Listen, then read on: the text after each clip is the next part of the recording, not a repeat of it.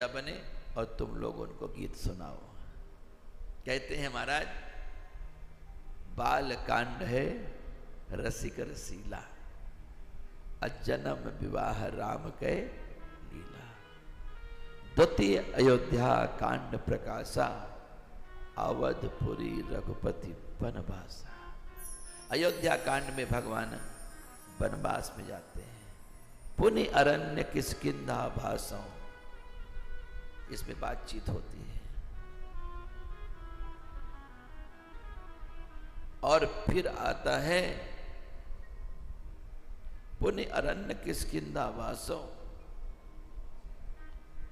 बातचीत होती है। सुंदर सुंदर कांड सुहावन,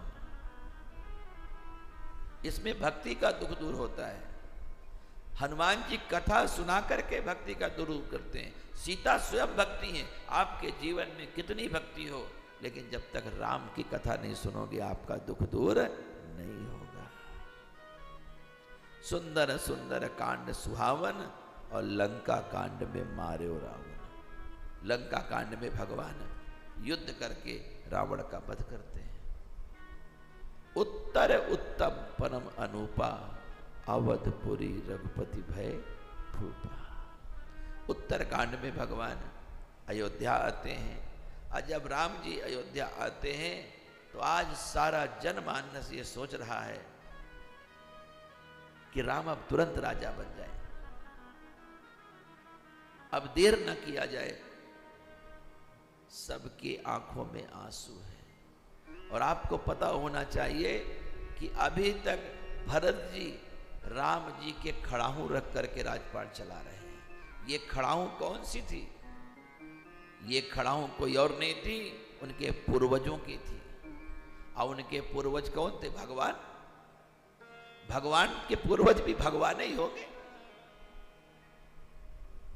और उन्हीं को सिंहासन के ऊपर रख करके राजपाट चला देते। वही खड़ाहू लेकर के भरत जी गए थे और उन्हीं को पधराया था, उन्हीं को पधराया। तो आज जब भगवान स्वयं आ गए तो उन खड़ाहों को भगवान के चरणों में रखा गया। क्योंकि भरत जी ने उन्हीं खड़ाहों में उनके चरणों का स्पर्श कराया कि अभी तक इनकी छत्र छाया में थे, अब ये स्वयं करेंगे राज।